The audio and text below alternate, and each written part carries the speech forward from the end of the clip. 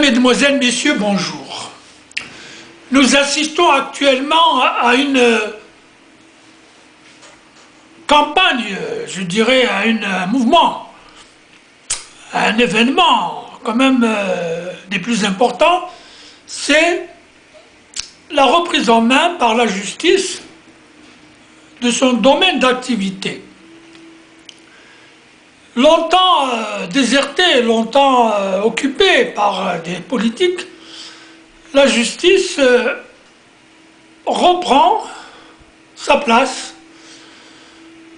dans la société d'abord et ensuite dans les institutions du pays. Mais ceci, je vous dirais, n'exclut pas cela. Dès lors que les fondements de cette injustice qui s'est instaurée de façon systémique et systématique par la bénédiction d'hommes d'affaires véreux, de faux politiciens, de faux intellectuels qui ont été la fournée de l'école réformée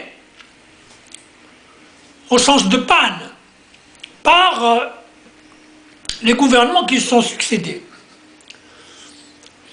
Je vous dirais, le problème où il se situe au niveau moral et historique. C'est déjà le départ d'une injustice historique, celle de l'accaparement du sigle UFLN par des individus sans foi ni loi, des individus sans nationalisme, des individus corrompus.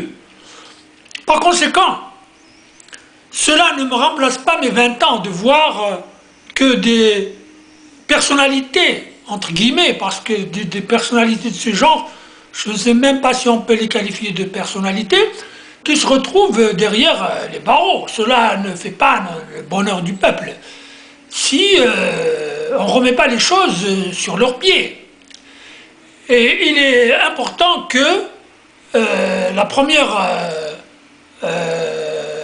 offense qui a été faite à ce peuple, c'est l'usurpation du sigle de ses enfants, le sigle de la Révolution, le FLN. Et on continue à fermer les yeux comme si, je ne sais pas, par une sorte de léthargie, une sorte